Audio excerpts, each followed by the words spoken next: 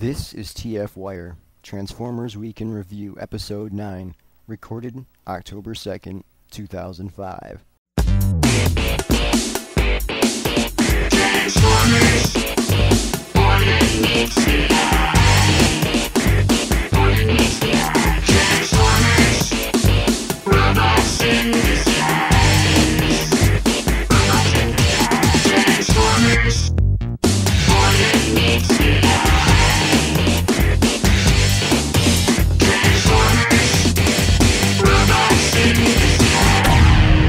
TFWIRE.com. Welcome to TFWIRE, Transformers Week in Review. I'm your host, Jesse / MatrixPrime. As always, I'm joined by Debuster Prime. ¿Cómo está, mi amigo? And Pirated TV Pro. Having microphone problems this week, so if I drop out, you might hear me say hello. Hello? Am I back on? And yeah, so. Well, you have the microphone problems. Debuster has the static problems. I wasn't here because he's having internet problems, so. We're just a nice, big, dysfunctional family. But at least we're here recording now. Yeah, we're doing all we can. Can't stop the signal. Okay, let's jump right into our stories here. Go for it. Okay, our first story is Beast Wars 10th Anniversary Rhinox has shown up on eBay. The eBay seller is SPX Toys and is selling out of Hong Kong. And the figure is a more cartoon-accurate repaint of the Rhinox figure, but it still has the mutant face. Now, do you guys like the mutant face? Because, personally, I hate it. Yeah, this will be the first Transformer toy that I am going to take my newly purchased Dremel to. And just, shave those off because, yeah, I don't see any reason. Like, I understand not doing a remold saves them money, but yeah, this will definitely be something that is going to get fixed before it goes on my shelf. And I am thinking about actually displaying these. Right now, the only ones that I have displayed are the alternator figures. So this will be the first alternator toys outside of Transformers that I've bought in a while, and I'm really actually looking forward to them. I'm really excited about the fact that we're getting these repaints that are show accurate, and even though some of them are going to be, it looks like the Cheetor is awfully, close to what it looked like before. But I'll be buying them, mostly for the transmutate and for display purposes. So I absolutely hate Rhinox's mutant face, but I'm still glad that they left it on there because, really, it only takes 2 seconds to pop them off, and for all the trouble it would take to go through the process of a remold. And all the other deluxes are going to keep their mutant heads anyway, so it kind of keeps some consistency across the line. But then you've got those ugly bat wings hanging off the side of his face. Yeah, but they just pop right off. I don't even think they're attached by a pin. Oh, really? Well, if that's the case, then it'll be less dremeling work for me. Yeah, and for like that one weirdo out there who actually does like the mutant head, he'll be a happy camper. Yeah. Now, I didn't collect Beast Wars at all when it first came around, so what was the point of the mutant faces? Well, it was originally, that was the gimmick line, right? That was all of the first wave had that. If I'm not mistaken, I didn't come in until right around Transmetal 2 stuff. All the earlier waves, except for the basics, had mutant heads, and they originally were going to try to incorporate that concept into the mainframe TV show, but it was cut out only due to budgeting restraints. Thank God for budgeting restraints. Okay. I can't understand what storyline would go along with the mutant heads, except for the fact that maybe it was to prevent them from the energon fields that they were having problems with. Or I thought maybe the mutant heads would just pop up whenever they got really pissed off or something. Go and scare people away. It'd be like their Jekyll and Hyde type thing, or face masks in medieval times, like they put them on when they were going into battle or something like that. Yeah, something a little bit more feral, maybe. Yeah, I guess I could go for that, but I don't know. They're ugly, except for Waspinators. the ones that were incorporated into the show, I can deal with. So. Okay, moving on. Go ahead. Okay, next story. The Universe Repugnus and BotCon Insecticons have an assembly error. This was reported by Sidecutter, and apparently the mandible piece on these figures is assembled upside down. Ooh. Yeah, for those of you who spent the money to, buy these pieces of plastic, not only were they way too expensive, but they were assembled wrong. So money well spent. We're laughing with you, really. Yeah, something like that. Well, I'm not. I'm laughing at them. at with. It's all part of the big same field of things. Yeah, like as I'm like looking at these more and more, and looking at the toys that were released at BotCon, I'm actually getting less and less impressed with them. like I'm sorry, but having an exclusive be, they've got 2 molds that they repainted 3 times. Like, come on. Like, I would have much rather, if you only had those 2 molds, just do them. See, there it goes. Okay. Golly. Okay. Do them once. Yeah. Okay. Yeah. That mic thing just ruined that whole rant that I was going to go on. But oh well. You're still here. Keep going. Yeah. You saved it. Just do them once. Like, get it over with. No, now I'm gone again. No, you're here. Still here. No. Okay. This is going to be a horrible podcast. Just do them once. Repaint them. If you're going to do like multiples, have a reason for it. Like, I actually really like the Viper twins that they did last year. Those are the I got those, and it has a good storyline behind it. And I guess you can say that the whole clone thing is a good storyline, but not in my opinion. And they're all way too similar. It seems like a cheap reason to be repainting the exact same thing over and over again, and then to have all the Fembots be the exact same mode. Like, yeah. I just don't like it. Yeah, I think when people are asking for more Fembots, that's not quite what they had in mind.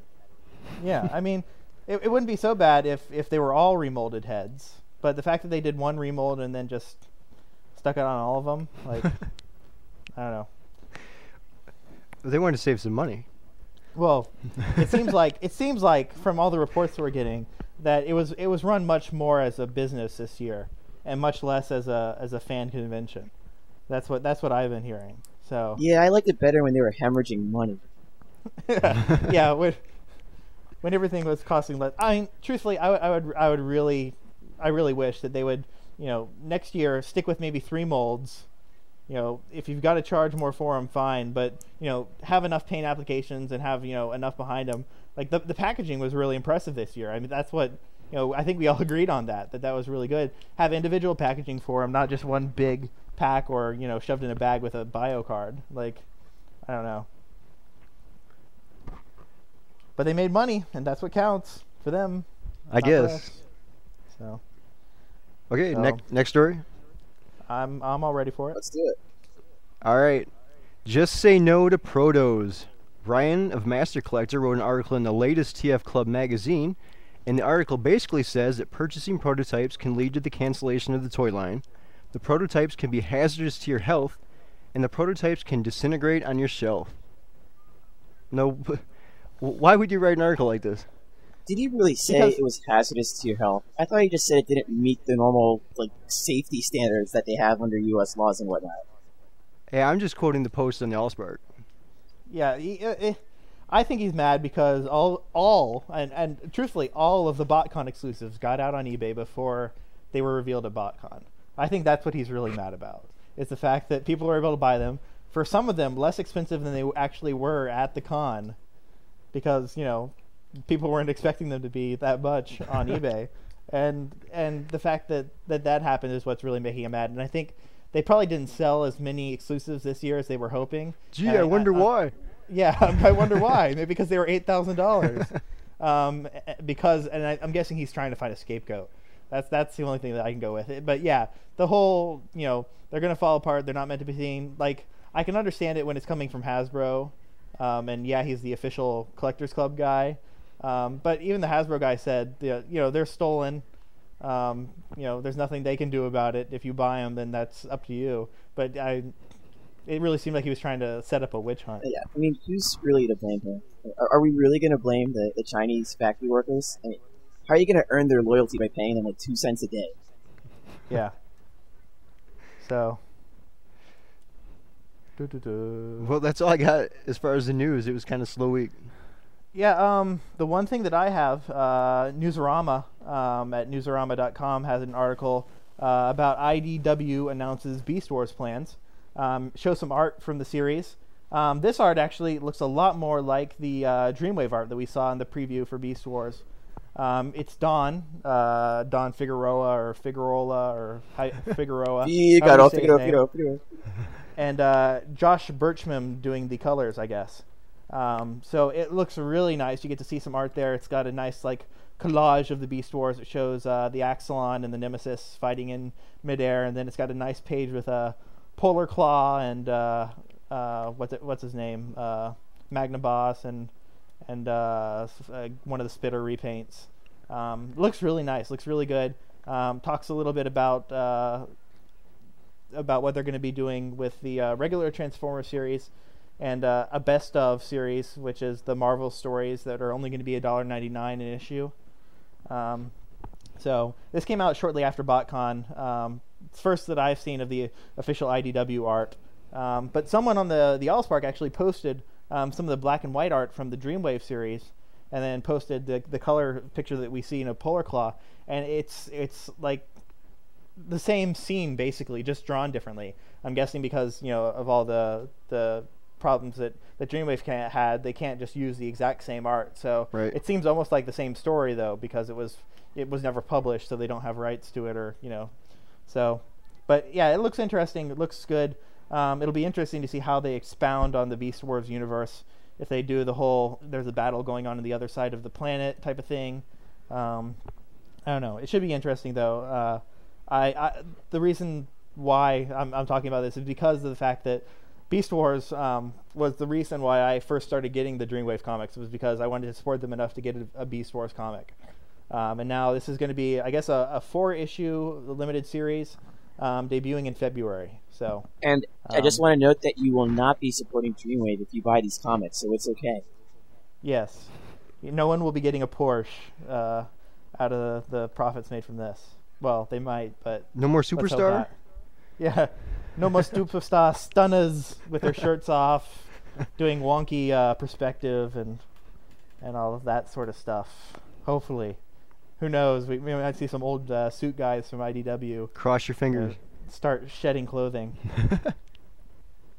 But one of the other things is at BotCon, people who were there, and I believe they were able to take photos, got to see protos of Blender and Moldive, which are going to be, I guess, Gigalonia planets characters.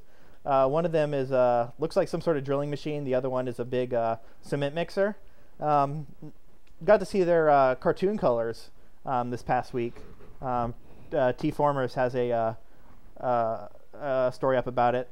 Not a big fan of the Moldive mold. Just looks kind of like a... I don't know. It suffers from the same other problems that a lot of the Gigalonia stuff does. It looks like they kind of did like the robot mode first and then just kind of fan transformed it into the into the vehicle mode. But the Blender is really impressive. I mean, I really like the transformation. It looks interesting. The fact that the cement mixer part opens up to become his weapon, it just looks really nice. So why do we need a cement mixer that big? I mean, what are you going to do with all that concrete? You're gonna build Autobot City, or yeah. When you got Transformers that are like 4 stories tall, they need big roads. Yeah, big roads, lots of concrete. So, but yeah, I'm liking it. It should be interesting once we get to that part of Cybertron to see how that all goes, because we've been getting reports on I guess the mini-cons are going to play a bigger part of that planet. They're going to be like the drivers and attach and be able to do stuff, and I guess the mini-cons can combine somehow too. So more mini-cons, more power. Yeah, I'm not a big fan of them, but at least they're giving them something interesting. It seems like they're giving them a purpose. And we haven't had much mini-con except for the whole kid stuff that's driving me crazy. I've been DVRing it, and I've just been fast-forwarding through all the kid stuff. It's like, why the hell can't we just edit this out? Like, it's so annoying, and it's just getting really, really redundant. So, trying to think. We had something I wanted to talk about. One of you guys, one of you listeners, actually emailed us and told us that we had made a mistake. So I'm actually signing into the TFWIRE account right now on Gmail. Matthew Ignish. Yeah, Matthew. We had talked early on about Wave 3.5 toys getting a DVD release, and we kind of complained at the fact that Hidden was going to be the one that's going to be included in there, and the fact that none of the Transformers that were in there were going to be in Hidden. Well, he pointed out the fact that the cars that you see are basically Blur. And they're remolds of it. They never say that the name is Blur, but it is. And he sent pictures and everything, and he showed the Galaxy Force release of Blur, and he showed the picture that we got from the TV show, and it's basically the same thing. So at least in Japan, the Blur with the red stripe going down the center, it's basically what was in Hidden. So we were wrong. One of the 3.5 toys is going to have the DVD. I don't think that they thought about that, though. That's why I told him. I was like, if you're giving Hasbro credit for doing that, then you're giving them too much credit. And the other thing I didn't know about, Long Rack has always been one of my favorite Japanese characters. And I mentioned that the fact that I didn't realize that it was going to be on the TV show, but I guess this is a spoiler, so for those of you who don't want to hear it. In episode 37, they've got him in robot mode behind Autovolt. And I was really impressed with that they actually, took that toy and scanned it in and put it in there. I guess he doesn't say anything, but the fact that they, put what looked to be a toy-only character and, somehow worked him into the storyline, I think that's pretty cool. So, but I think that's about it. Hey, Dustbuster? I got the Armor Hive. Who what? Armor Hive from the latest wave of Cybertron Basics. Right. Turns into a Mack truck, looks like Huffer. Yeah. Yeah. He's awesome. Well, a couple minutes ago, you were saying you didn't know how you felt about him. Yeah. Well, the thing is, I'm not really a big semi trucker hat kind of person, but I mean, looking at this figure objectively, he's got good articulation. He's got ball joint neck, shoulders, elbows, hips. Let's see. He's got swivel knees and swivel ankles. When you put in the force chip, his chest opens up to reveal a missile rack. And something I didn't notice before is that the missiles actually extend out from the rack just a little bit as you insert the key, which is a nice little detail that gives the toy some depth. And I think what's really the biggest deal about this guy is that on his gun, he's got a slot to store his force chip. And I think that's the only figure other than Fangwolf Snarl in the US that has a slot to hold the force chip. And that's really something that should have been standard on all figures. So to have something like that on a basic when it's missing on pretty much everybody else. Oh, I forgot. The Supreme Starscream has that too. Yeah, I was about to say Supreme Starscream has a... I guess you can put both of his force chips on there somehow. There's a slot facing upwards, and there's one on the other side that holds the chip upside down. Yeah, so right. For a basic guy to have this, yeah, that's pretty awesome. I'm still not digging the truck then, but for people who love trucks, or just love figures with good articulation, he's a pretty decent guy. And he does look a little bit like the cartoon image of G1 Huffer. And that kind of fits me as he's like a little truck, so yeah. Pick him up. Good stuff. Nice little fan wank. Oh!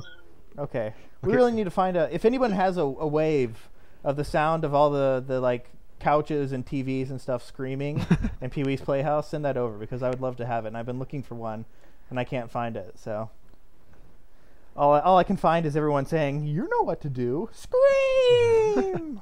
So, but I think that's about it. Did you want to go to some listener topics? Some listener topics? Sure, I got a few right here.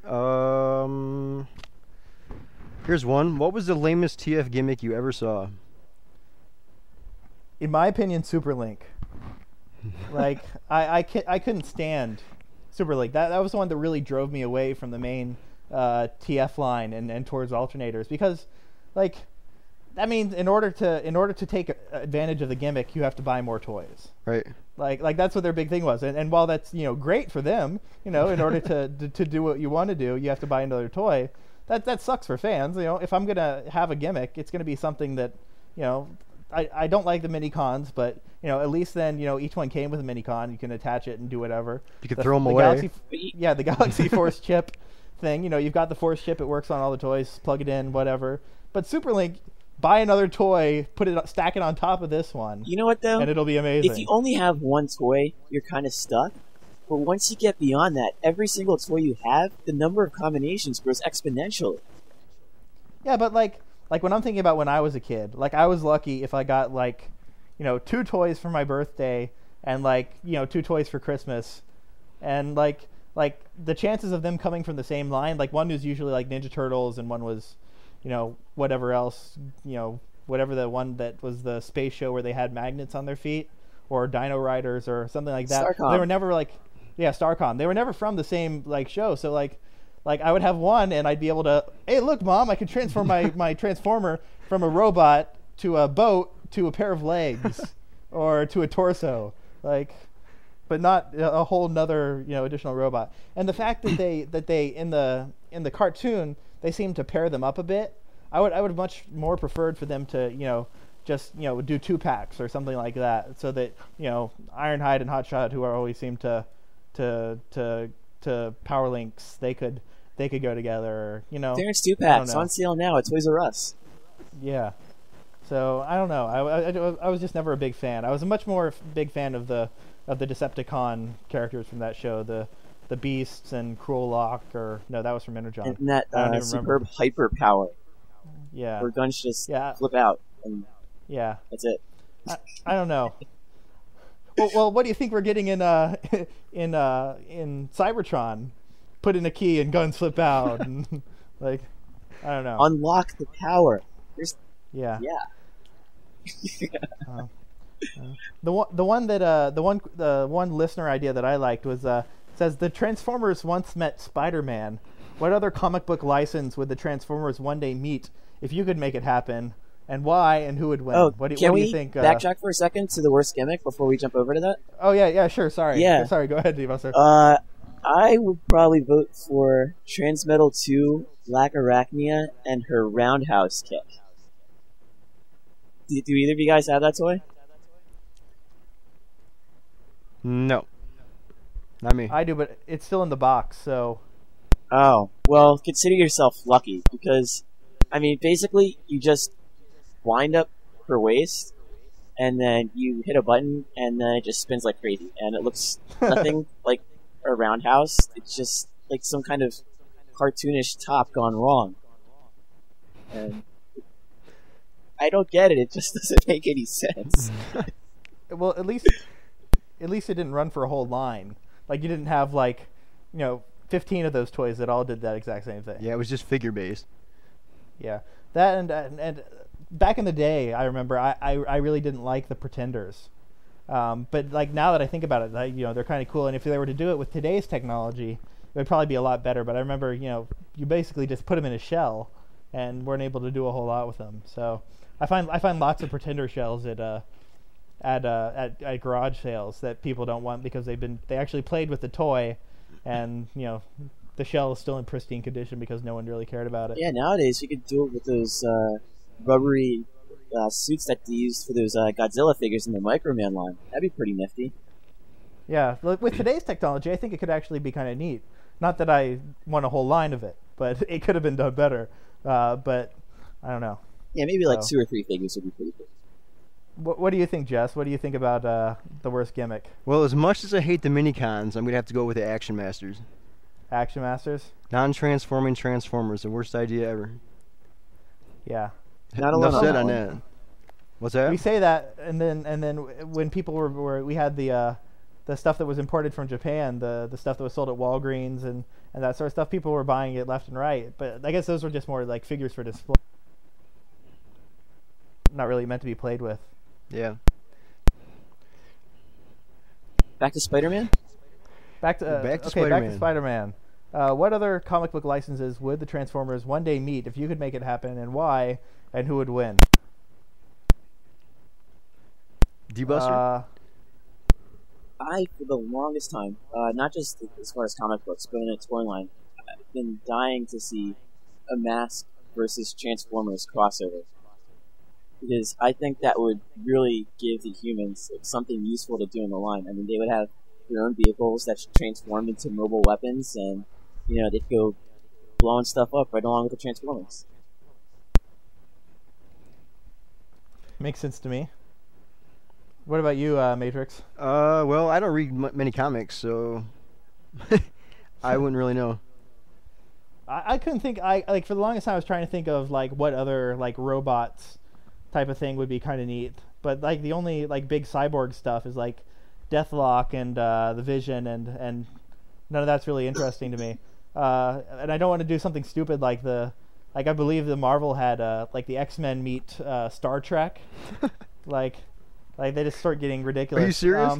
Yeah, I believe it was either a book or a comic or there was something ridiculous like that where it was X-Men and Star Trek. I'm sure someone can write in to tfwire@gmail.com and let us know, but I'm pretty sure that was one. But I don't know. I couldn't think of any like it seems like Transformers versus the Sentinels.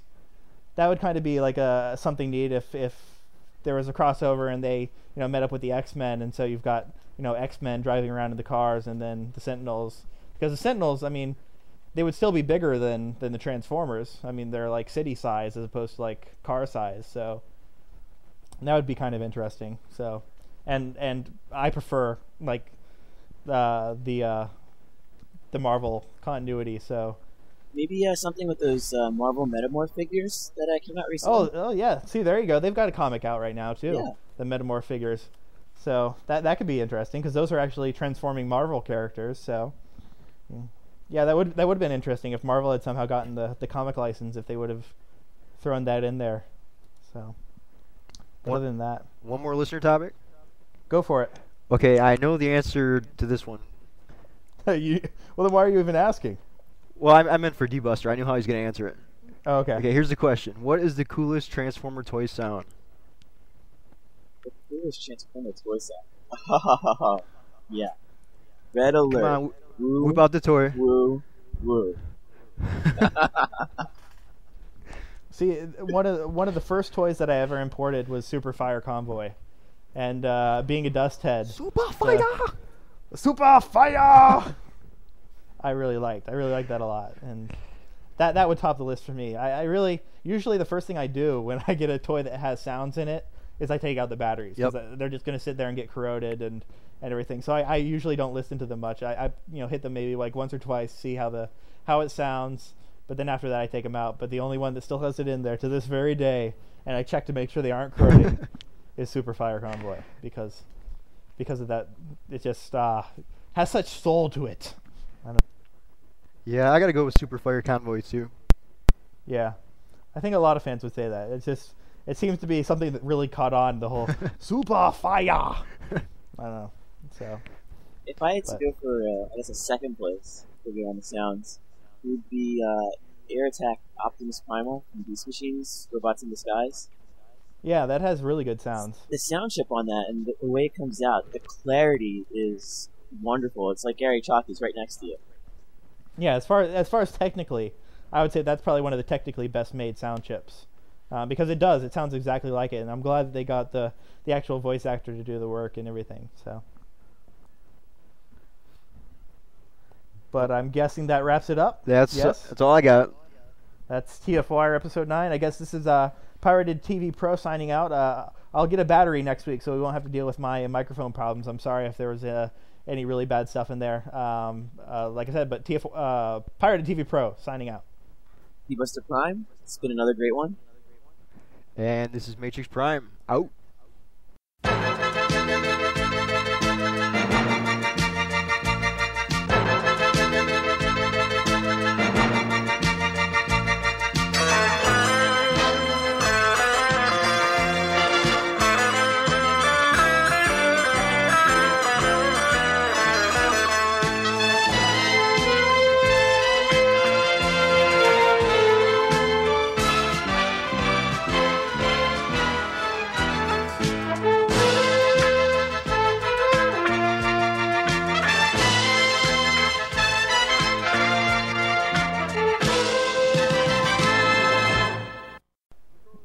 Let TFWIRE begin. Welcome to TFWIRE, Transformers Week in Review. I am your host, Jesse /MatrixPrime. As usual, I'm joined by D-Buster Prime. Oh shit, hold on. I got it set for a minute instead of an hour. I gotta do that. Okay, this is going at the end.